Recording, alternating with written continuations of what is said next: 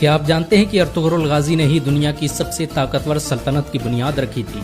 उसने अपने 2000 साथियों की मदद से एक ऐसी हुकूमत कायम की जो 700 सालों तक पूरी दुनिया पर राज करती रही। उसकी नस्लों में पैदा होने वाले सुल्तान मोहम्मद फातेह ने ही दुनिया की सबसे बड़ी तोप ईजाद की थी। अर्तुगरुल के जरिए स्थापित की गई सल्तनत उस्मानिया ने दुनिया को सबसे ज्यादा वैज्ञानिक और डॉक्टर दिए। रॉकेट टेक्नोलॉजी पर आधारित दुनिया का पहला जहाज सल्तनत उस्मानिया में ही बनाया गया था। अर्तुगरुल ने डॉक्टरों और आलिमों की एक बड़ी जमात तैयार की थी जो मुफ्त में लोगों की मदद करती थी। इनका पूरा खर्च अर्तुगरुल खुद उठाता था। अर्तुगरुल अकेला इंसान था जिससे मंगोल भी दहशत खाते थे। 13वीं सदी ईस्वी में जब मंगोलों ने मुसलमानों के सारे बड़े शहर तबाह कर दिए तो अर्तुगरुल ने सोगूत में दुनिया की सबसे ताकतवर सल्तनत की बुनियाद रखी। अर्तुगरुल काई कबीले के मशहूर शासक सुलेमान शाह का बेटा था। सुलेमान शाह ओगोज की नस्लों से थे जिन्होंने चीन से भागकर ईरान और शाम में पनाह ली थी।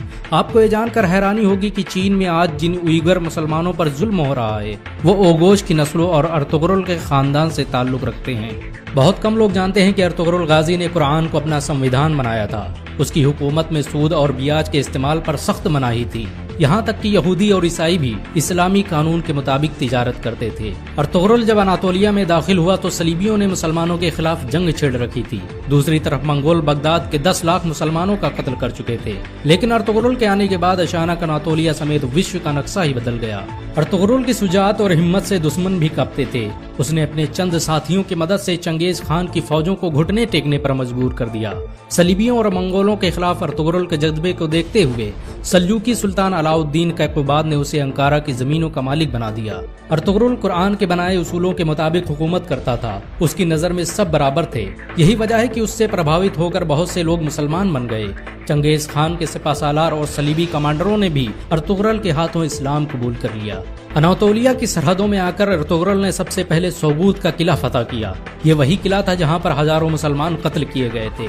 सोगूत को फतह करने के बाद अर्तुगरुल ने वहाँ ऐसा निजाम कायम किया कि वो सल्जूकी सल्तनत का सबसे अमीर शहर बन गया। उसकी हुकूमत में यूरोप की एक बड़ी आबादी व्यापार करने सोगूत आती थी।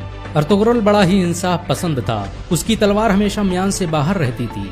सल्जूकी सल्तनत के खिलाफ साजिश रचने वाले सादुद्दीन कोपिक से लेकर कमांडर ड्रैगोस को उसने सरेआम कत्ल कर दिया था। अर्तुगरुल ने जिस सल्तनत की बुनियाद रखी उसने मात्र 100 साल के अंदर ही आधी दुनिया को फतह कर लिया। इस सल्तनत की सरहदें एशिया से लेकर यूरोप और अफ्रीका तक फैली हुई थी। यहाँ तक कि पूरा भूमध्य सागर खिलाफत उस्मानिया के कब्जे में था।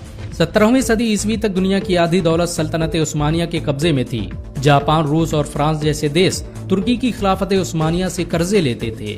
ये सल्तनत इतनी बड़ी थी कि जब इसका अंत हुआ तो 42 नए देशों का निर्माण हुआ। आपको ये जानकर शायद हैरानी हो कि अर्तुगरुल का खानदान दुनिया में सबसे लंबे समय तक हुकूमत करने वाला खानदान है। उसके खानदान के 36 लोगों ने 700 सालों तक हुकूमत की। अर्तुगरुल के बाद खिलाफत उस्मानिया ने 500 से अधिक जंगें लड़ी जिनमें ज्यादातर फतह हासिल हुई। अर्तुगरुल चट्टानों की तरह सख्त था। वो जब अनातोलिया आ रहा था तभी रास्ते में उसके पिता सुलेमान शाह की डूबने से मौत हो गई और उसके भाइयों ने अनातोलिया जाने से इनकार कर दिया। लेकिन अर्तुगरुल अकेले ही अनातोलिया आया और सलीबियों पर कहर बनकर टूट पड़ा। मंगोलों ने अर्तुगरुल को मारने की हजारों कोशिशें की लेकिन वो कभी कामयाब नहीं हो सके। यहाँ तक कि उन्होंने अपने दुश्मनों से भी हाथ मिला लिया।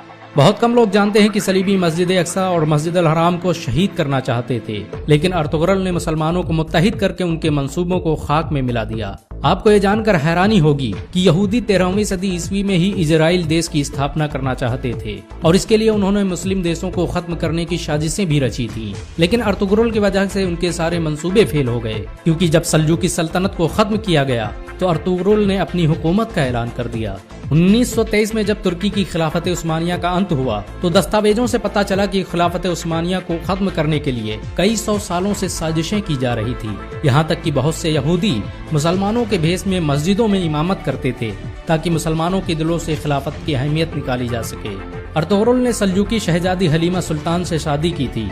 उसके दूसरे बेटे उस्मान के नाम पर ही इस सल्तनत का नाम खिलाफत उस्मानिया रखा गया।